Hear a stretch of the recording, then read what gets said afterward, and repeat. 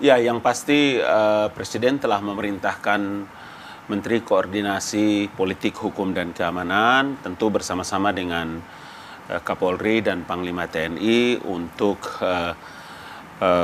melihat ini, merespon ini sebagai bagian yang tidak terpisahkan dari kerja-kerja besar pemerintah.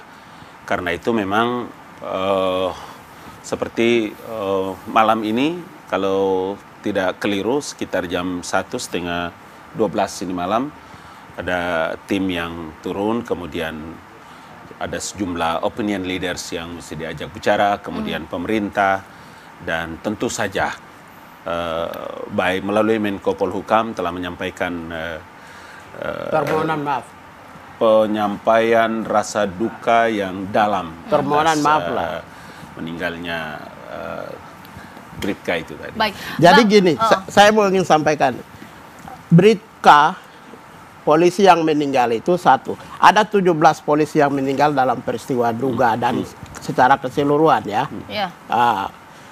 17 polisi, 184 orang Papua yang meninggal.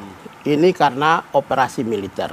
Pernyataan operasi militer yang dikeluarkan oleh pemerintah dan Ketua DPR itu menyebabkan eskalasi tinggi. Karena itu saya katakan bahwa 45.000 orang pengungsi, 21 sekolah tutup, 24 sekolah tutup, 21 rumah sakit tutup, 59 gereja. Dan sekarang peristiwa itu membuat daerah Papua itu situasi yang sangat mencekam, Duga. Karena itu saya pastikan ini adalah state terrorism, terorisme negara. Ketika orang nanya, terorisme tidak dilakukan oleh negara, terus apa bedanya dengan Hizbullah? Salah satu pasukan militer terlatih di Lebanon. Apa bedanya dengan Suriah?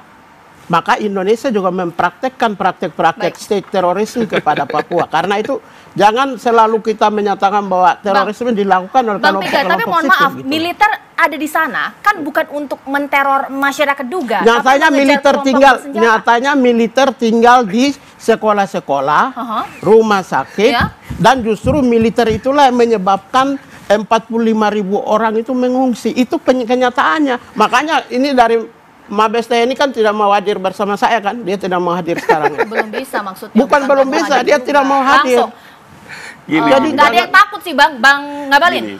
Memang ini kan lagi disaksikan oleh seluruh rakyat Indonesia ya. Jadi statement-statementnya Pigai ini memang harus diluruskan karena pernyataan-pernyataan yang sesat dan menyesatkan itu bisa menjadi pembenaran kalau tidak diklarifikasi. Itu jangan yang lupa, saya bilang. Jangan lupa, ada gilirannya. Jangan lupa bahwa Tentara Nasional Indonesia itu ada regulasi yang mengatur mereka. Adalah sama seperti polisi, ya kan? Di mana-mana situasi keamanan terganggu, kemudian harus menjadi bagian yang tidak terpisahkan dari kehadiran negara dalam hal ini. Untuk menjaga apa?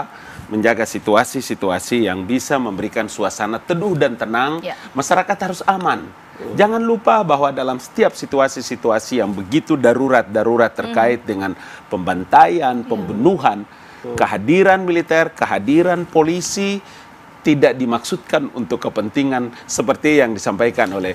Begini, kalau yang namanya Libanon saya datang, Syria saya datang, yang namanya Damaskus.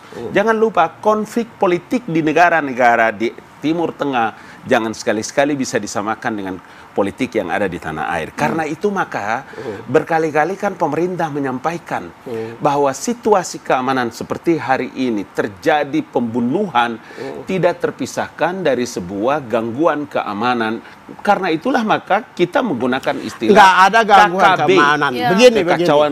Nggak ada gangguan keamanan. Gitu. Jadi gini, di dalam hukum humaniter itu antara kelompok TPN-OPM melawan tentara itu tidak melanggar HAM. Jadi 17 orang yang meninggal dalam korban perang itu tidak melanggar HAM. Atau pihak OPM meninggal ditembak oleh TNI Polri itu tidak melanggar Karya HAM. Itu bagaimana yang karyawan? Mereka adalah bagian yang ikut membantu pihak militer. Oleh karena itu, gini, ada salah satu indikator bahwa apabila kelompok sipil itu secara sah dan meyakinkan membantu salah satu kekuatan militer, apakah militer resmi atau kelompok-kelompok kombatan, maka itu tidak melanggar HAM karena mereka adalah bagian yang tidak terpisahkan. Mereka membantu wasit kita kerja yang dikerjakan oleh tentara. Tetapi gini, saya mau ingin sampaikan, ya, Bang, ya, bagaimana, durasi, ya, Bang, ya. bagaimana dengan 45.000 orang, bagaimana dengan 182.000 orang yang mati?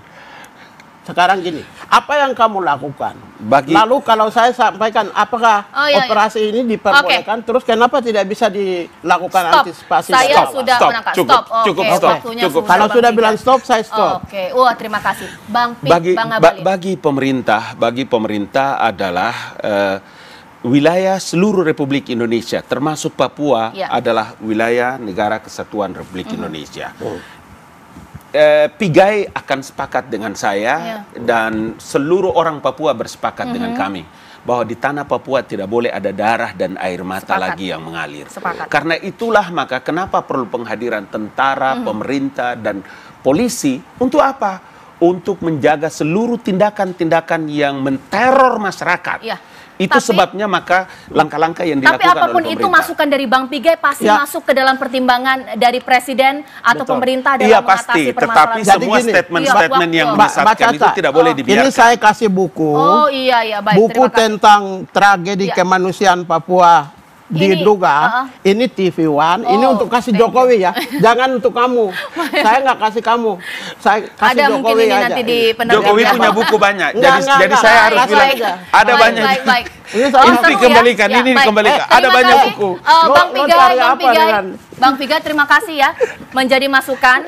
Bahkan ini menjadi pertimbangan. Kita harapkan hal yang terbaik untuk saudara-saudara kita yang ada di Duga Papua. Yang paling terpenting adalah masyarakat harus dijaga konsistensi bersikap dan berpikir untuk tidak melahirkan negative thinking kepada pemerintah. Kalau sama orang seperti Papua pernyataan sesatnya, maka sesat yang negatif menyesatkannya pernyataannya Pigai. Itu tidak boleh. Saya Caca Anissa menutup pemirsa, kita tunggu kemudian bagaimana respon dari pemerintah, penegakan hukum yang kemudian tegas di sana. Terima kasih Bang Pigai, Bang Ngabalin. Ini menjadi akhir Apa Kabar Indonesia Malam. Terima kasih, sampai jumpa.